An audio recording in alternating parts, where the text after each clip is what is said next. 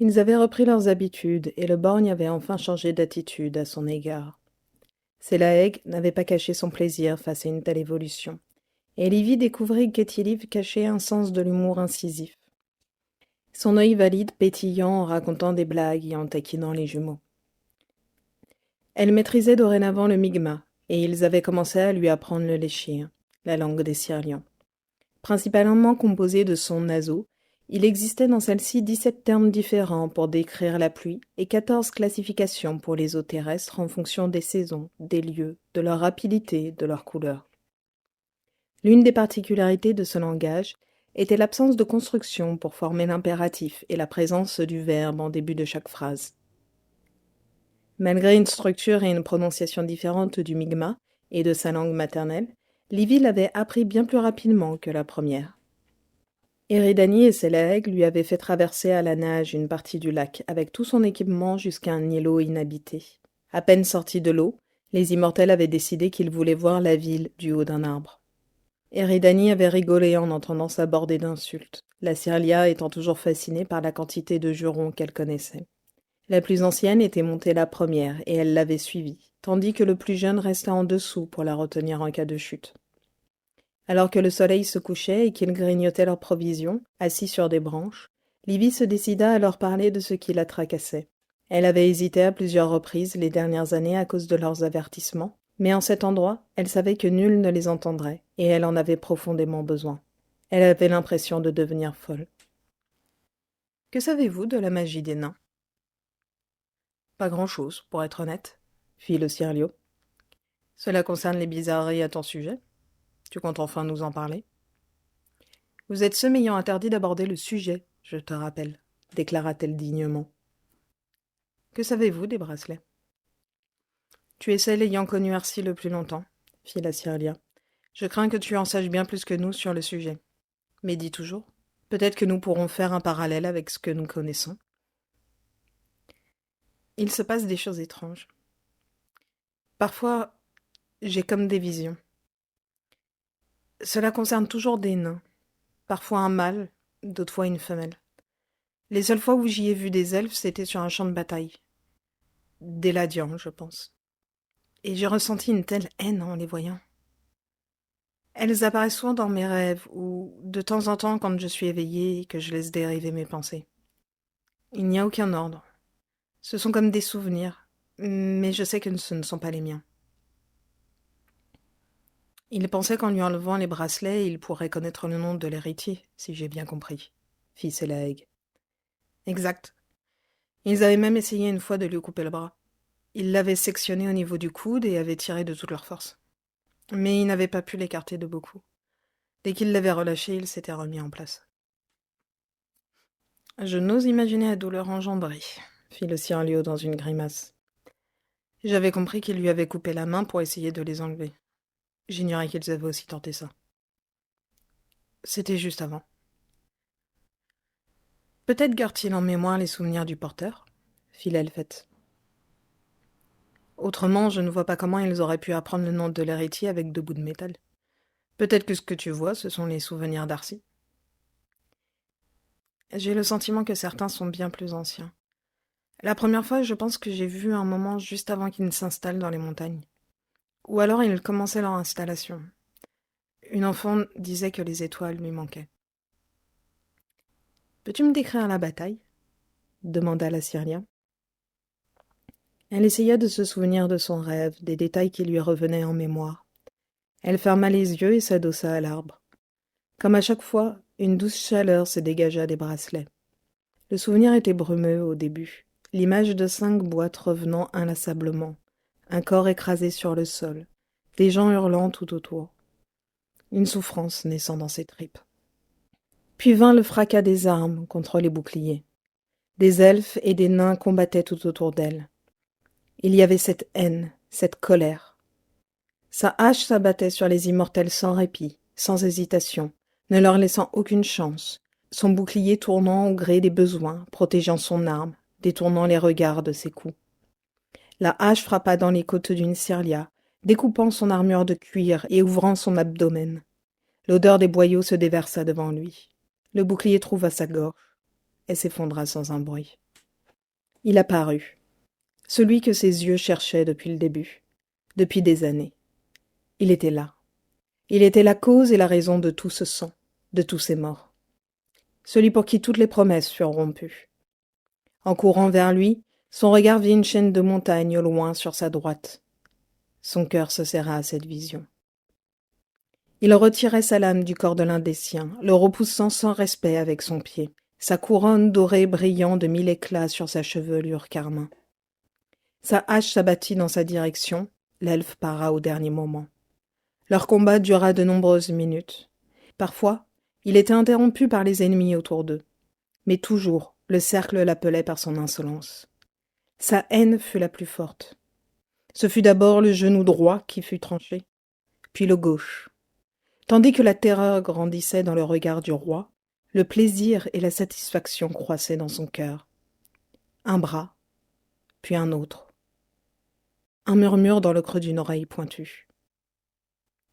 Pour mes enfants. Et la hache qui s'abat sur la gorge rosée. Une douleur abstraite. Un appel au loin. Un nom. Non, une absence de nom. Livy. Elle ne s'appelait pas ainsi. Emmett était son nom. Le roi brisé. Une souffrance plus forte. Livy rouvrit les yeux dans un bond et Sélaëg la retint avant qu'elle ne tombe de la branche, le regard dévoré par l'inquiétude. « Que s'est-il passé » s'exclama-t-il. « Comment ça ? J'ai juste fermé les yeux quelques secondes pour me rappeler. »« Est-ce que tu m'as giflé » s'étonna-t-elle en posant sa main sur sa joue brûlante. « Seconde ? Cela fait plusieurs minutes que tu es dans un état second. On te parlait et tu ne répondais pas. Tes pupilles ont changé, devenant presque cuivrées. Qu'est-ce qui s'est passé ? Emmett. Je pense qu'il s'appelait ainsi, fit-elle. Elle leur détailla sa vision. Merde, fit la Cyrlia à la fois éberluée et fascinée. Tu as réellement les souvenirs des monarques ? Emmett, le roi fou, celui qui déclara la guerre aux Ladians et tua Nuric leur roi. On raconte qu'il l'a dépecé. C'est faux ! Il lui a juste tranché les membres avant de le décapiter. Juste tranché, fit Sélaëg en souriant. Oui, et il le méritait. Pourquoi ? Interrogea-t-il intrigué. Parce que... Je ne sais pas.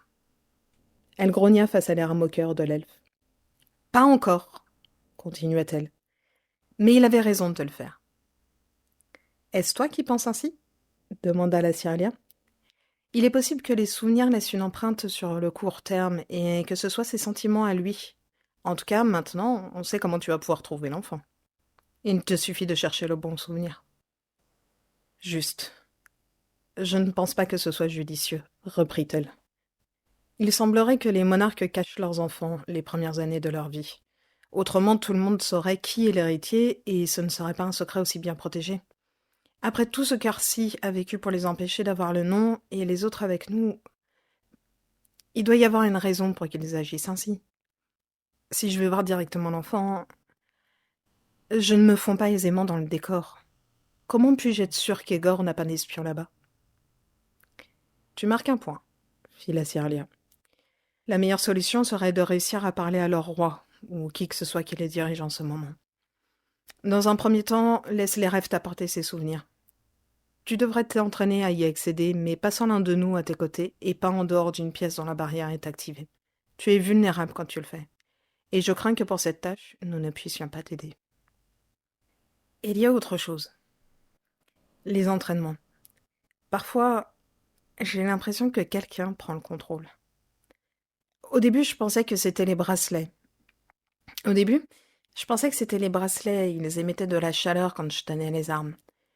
Aujourd'hui, elle a disparu, comme s'il jugeait ne plus avoir besoin de guider mon bras. Mais il y a toujours cette sensation, comme une présence qui me souffle vos intentions. Je te disais bien que ce n'était pas normal, fit la Cyrlia. Excuse-moi d'avoir pensé qu'elle était douée naturellement et qu'on était de bons professeurs, fit le Cyrlio. Vous me mettez à chaque fois des raclées, observa-t-elle. Mettez. Celle en particulier, mais c'est normal. fit l'elfette en riant. Quand tu combats à main nue, tu es redoutable. Je le pensais déjà dans les souterrains.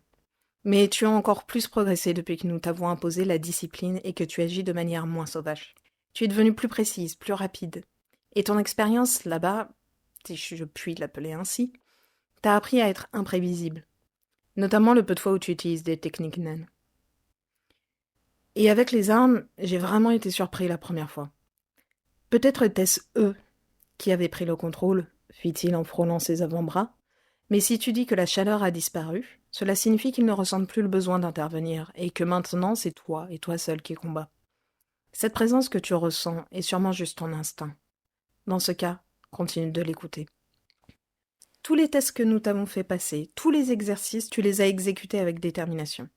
Te contentant de jurer par instant, et honnêtement, je n'ai jamais entraîné quelqu'un aussi durement. Encore un couple d'années, et tu pourras parcourir ce monde sans t'inquiéter, fit la Cyrlia. On est fiers de toi, fit l'elfe en la regardant chaleureusement. Une vague de chaleur se diffusa dans tout son corps, et elle se mordit les lèvres pour retenir son sourire d'exultation. Il est peut-être temps de redescendre et de monter le coin, souffla-t-elle pudique de ses émotions. On va dormir ici, fit Eridani. Ne t'inquiète pas, on va tous les deux alterner. Si tu tombes, on te rattrapera. Elle s'endormit sans se poser de questions, confiante. Au matin, elle se réveilla bercée par le fredonnement d'Eridani et avec le Cyrlio plongé dans le sommeil elfique, le regard vague posé sur elle. Ils passèrent les jours et nuits suivantes à travailler ses capacités d'escalade, la poussant à monter toujours plus vite les arbres de l'îlot après avoir plongé dans le lac. Quand elle atteignait le sommet, il faisait parfois des pauses pour qu'elle se plonge dans les souvenirs des monarques, gagnant en aisance à chaque transe, se concentrant d'abord sur un événement, jusqu'à ce qu'elle soit capable de le faire venir à elle en étant consciente. Quand ce fut le cas, ils lui demandèrent de pratiquer leurs exercices dans la brume des réminiscences. Ils revinrent à Toranur quand leurs provisions s'épuisèrent. Ils venaient de franchir la porte du quartier d'Yétier, les Snéguils les abandonnant comme toujours aux limites de la ville, et ils s'approchaient du terrain d'entraînement pour rendre leur matériel quand un hurlement lointain leur parvint. Au second, ils partirent en courant, changeant de direction dans les ruelles, guidés par les cris jusqu'à atteindre une place non loin de la porte d'Yétier. 10 soldats, vêtus d'argent et de bleu, montés sur des Snéguils, entouraient une forme couverte de sang, gémissante et grognante. 3 autres tentaient de garder à distance une seconde. Livy reconnut le mal d'Eridani et comprit quelle était cette chose blessée au centre. Les 2 Cyrlians allèrent vers leurs bêtes respectives, et au moment où elles s'avançaient, une main se posa sur son épaule. « Ne leur offrez pas un atout en plus. Autrement, vous ne me pourrez pas aider après. » murmura Alenia. Elle jura et regarda autour d'elle. Les habitants s'étaient arrêtés et observaient la scène avec appréhension. Au centre, elle vit la Snéguil se coller contre Selaeg, abaissant sa masse, cherchant protection sous son bras. Sa gueule était couverte de sang, des plaies visibles sur son arrière-train, son pelage crème devenant peu à peu carmin. Elle eut pitié pour le monstre. Quand l'un des cavaliers tentait de s'approcher, Selaeg se mettait entre lui et la bête, n'hésitant pas à frapper la gueule des canidés. Malgré leur assurance affichée, elle percevait une pointe de crainte dans leur attitude. Elle était certaine que, s'il s'était agi de quelqu'un d'autre, ils auraient déjà frappé sans hésiter. Leur capitaine semblait s'agacer de cet état de fait. Il avait certainement choisi les meilleurs d'entre eux, et pourtant, il reculait dès que le prince était à portée de croc. « Prince Selaeg, par ordre du roi, écartez-vous, » ordonna-t-il monté sur une bête blanche comme neige. « Hors de question, » grogna-t-il. « Cette Snéguil a été condamnée à mort par le roi. Elle est un danger pour les habitants de cette cité. Sa faim la rend dangereuse. Elle se nourrit de gibier et de poissons. Elle n'attaquera jamais un habitant. »« Vous êtes aveugle à ces agissements, mon prince, » répliqua-t-il mielleusement. « Aveugle au danger représenté par toutes les créatures que vous avez ramenées en souvenir de votre emprisonnement. Et vous plus que quiconque devrait savoir ce que la faim peut pousser une bête à faire. Mérette, ordonne à tes hommes de partir, » siffla dangereusement le Cyrlio. « Je ne me répéterai pas. » La crainte des gardes se changea en peur. Les habitants reculèrent et certains regardèrent Mérette avec dégoût. « La sentence s'applique ce jour, » continua l'elfe fermement. Il suffit, intervint Eridani, pénétrant dans le cercle avec son mâle couleur fauve. Ces bêtes sont sous le commandement de mon régiment, pas le tien. Je ne savais pas que tu commandais encore grand-chose, se moqua-t-il sardonique. J'ai ouï dire que tu laisses au Dietio Elmire tous les pouvoirs. Je me demande bien ce qui a pu rendre une elfette aussi admirable que toi si faible, insignifiante. La pression d'Alenia se resserra. Livy entendit des murmures réprobateurs autour d'elle. Mérette se rendit compte de son erreur et changea de tactique. Eridani était une elfette respectée et appréciée du peuple. Beaucoup avaient été bouleversés d'apprendre ce qui lui était arrivé, et les gestes de sympathie étaient venus de toutes les strates de la société et de toutes les provinces du royaume.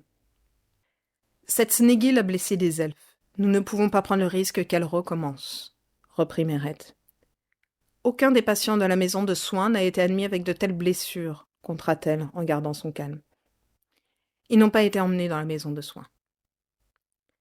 Tu veux essayer de nous convaincre, argua-t-elle en désignant les spectateurs, que des habitants souffrant de blessures infligées par un Snéguil n'ont pas été emmenés auprès des guérisseurs? Il s'agissait de certains de mes gardes. Les miens se sont occupés de les soigner. Cela a dû leur faire tout drôle de s'occuper d'autre chose que des chevilles foulées et poignets cassés, ironisa-t-elle. Quelques gloussements se firent entendre. Livy avait découvert depuis son arrivée que les gardes de la cité étaient méprisés par le reste de l'armée, et certains habitants pour ne jamais prendre part au combat. Mérette le savait. « Assez !» gronda-t-il touché dans son arrogance. « Abattez-la !» La discipline gagna le combat contre la peur, et les soldats descendirent de leurs montures.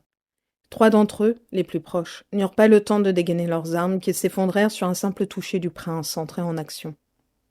Le suivant finissait de sortir sa lame quand il se retrouva avec le poignet brisé et un nez éclaté. Son Snéguil tenta d'attraper le prince entre ses crocs, mais il se décala et d'une caresse sur la tête fit s'effondrer la bête. Un autre voulut lui sauter dans le dos. Le mal d'Eridani l'intercepta et le plaqua au sol, sa mâchoire se refermant sur la gueule de l'autre. La bête gémit d'effroi. La terreur avait remplacé la discipline et les 5 gardes restants reculèrent, se tenant l'épée levée, devant leur monture. La Snéguil de Selaeg se redressa. Il monta sur son dos et s'approcha de Mérette. Toute l'assurance de l'elfe l'avait abandonné, mais il maintint droitement sa posture. Le prince se contenta de caresser l'animal. Le capitaine fut écrasé sous son poids. Quand il partit au galop, nul ne tenta de le retenir. « Livy !» ordonna Eridani alors qu'elle allait poursuivre le Sirlio. « Va à la maison de soins et fais venir Lundil. Vite !» Son mâle relâcha sa prise, se baissa aux côtés de Livy et sans réfléchir, elle monta dessus. Il galopa directement vers l'est en direction du bâtiment. Elle s'accrocha au poil de la bête et resserra la pression de ses cuisses pour ne pas tomber. Toutes ses pensées étaient tournées vers son amie. Elle ne comprit que bien plus tard qu'elle avait enfin affronté sa peur des Snéguil. À peine fut-elle devant l'entrée du bâtiment que le mâle se baissa pour la laisser descendre. Elle reconnut les bêtes de Lundil et Tiliv et Umegan se prélassant au soleil avec des congénères.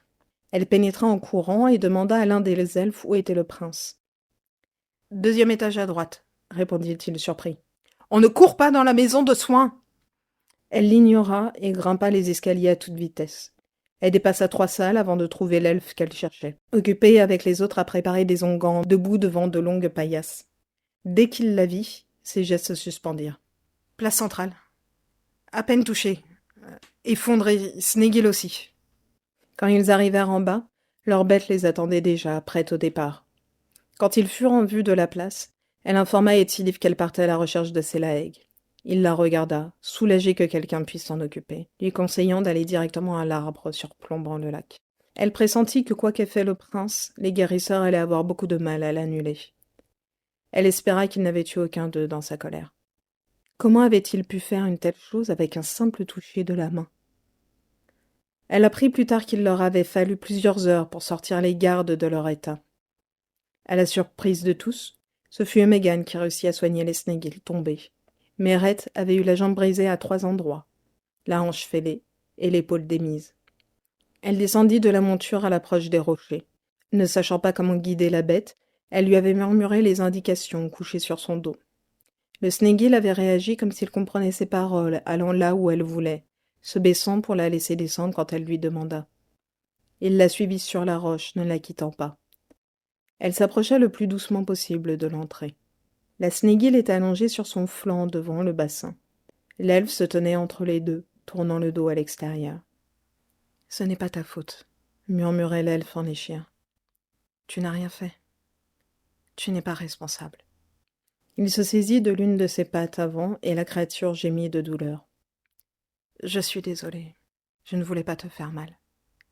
Peux-tu me pardonner ? » « Ma douce, c'est ma faute. Ne m'en veux pas. Je t'en supplie, pardonne-moi, » chuchota-t-il alors qu'un voile doré entourait la patte. « Je suis là. Il n'y a pas de raison d'avoir peur. Comment a-t-il osé s'en prendre à toi entre tous ?» Elle le vit prendre de l'eau dans le creux de sa main pour nettoyer les blessures de la bête. Son pelage s'était couvert de terre, en plus du sang, et elle devina qu'elle avait dû s'effondrer plusieurs fois durant leur course jusqu'ici. Elle eut une nouvelle fois pitié d'elle. « Tu n'es pas un monstre, » continua le Cirlio des sanglots dans la voix, continuant de nettoyer les plaies. « Tu es innocente. Ce n'est pas de ta faute. Pas de ta faute. Même si tu l'avais fait. Même si tu les avais attaqués. Tu n'es pas responsable, ma douce. Que savent-ils de la faim, hein ? Ils ne savent rien. Ils ne comprennent pas. Ils ne comprendront jamais. Je sais.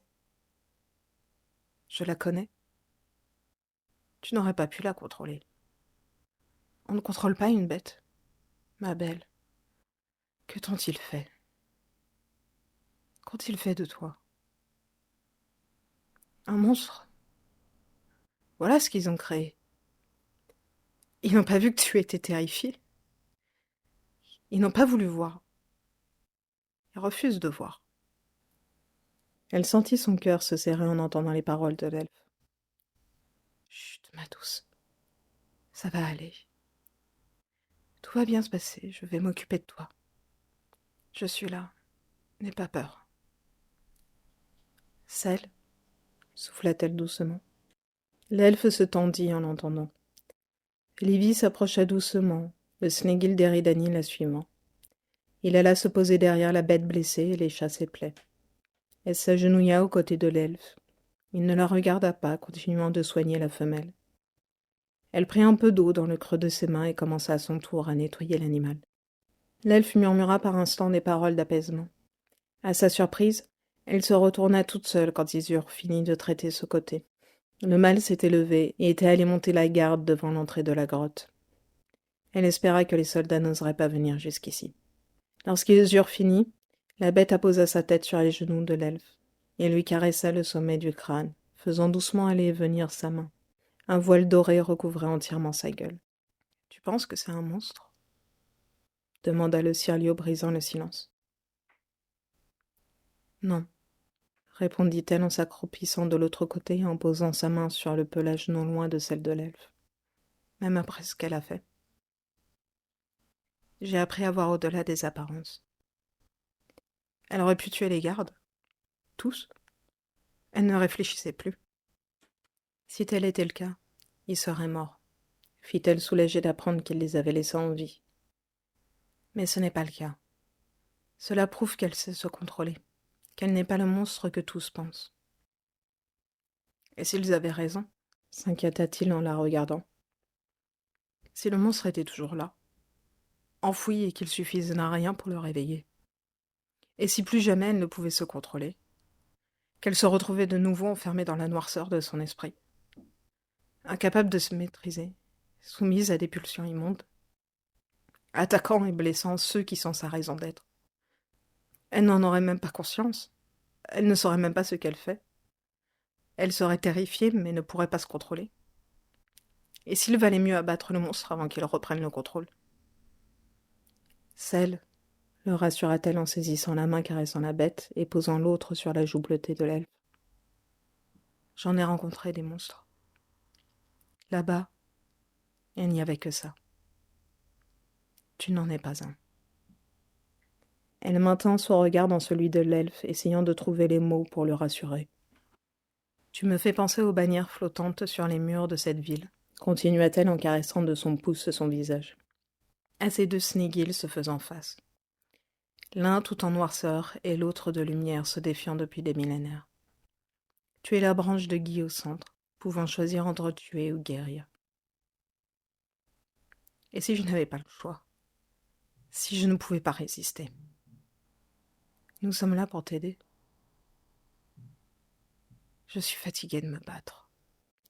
Elle ne dit rien et posa son front contre celui de l'elfe, se décalant pour ne pas écraser la Sneguille entre leurs corps. Il enfouit sa tête dans le creux de son cou et elle lui caressa les cheveux pour l'apaiser. L'animal se releva et alla se poser sur la couche aménagée dans le fond de la grotte. Le mâle vint se mettre à ses côtés, gardant son sommeil.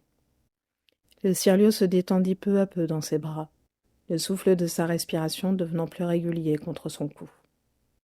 C'est alors qu'elle les sentit. D'abord un effleurement, puis une pression légère sur la peau de sa nuque.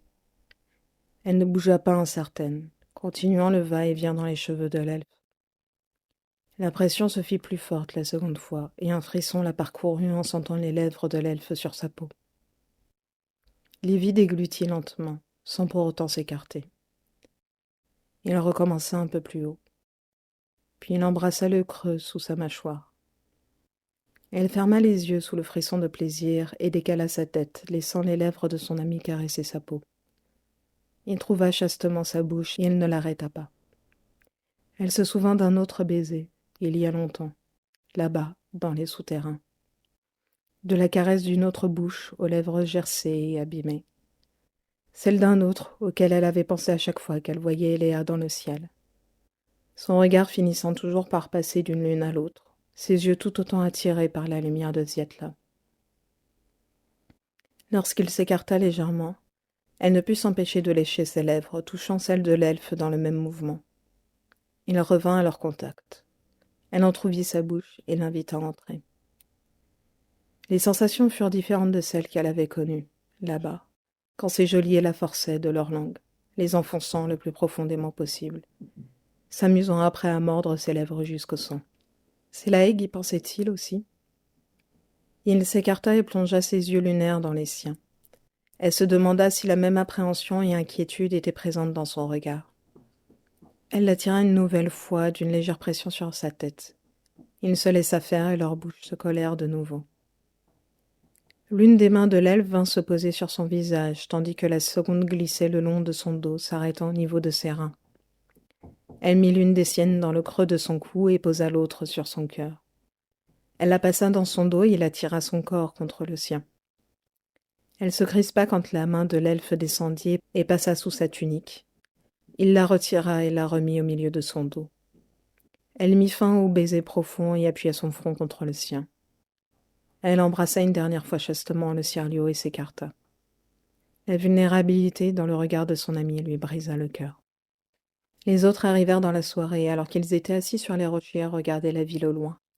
Sélaëg resta tout le temps de la convalescence de l'animal dans la grotte.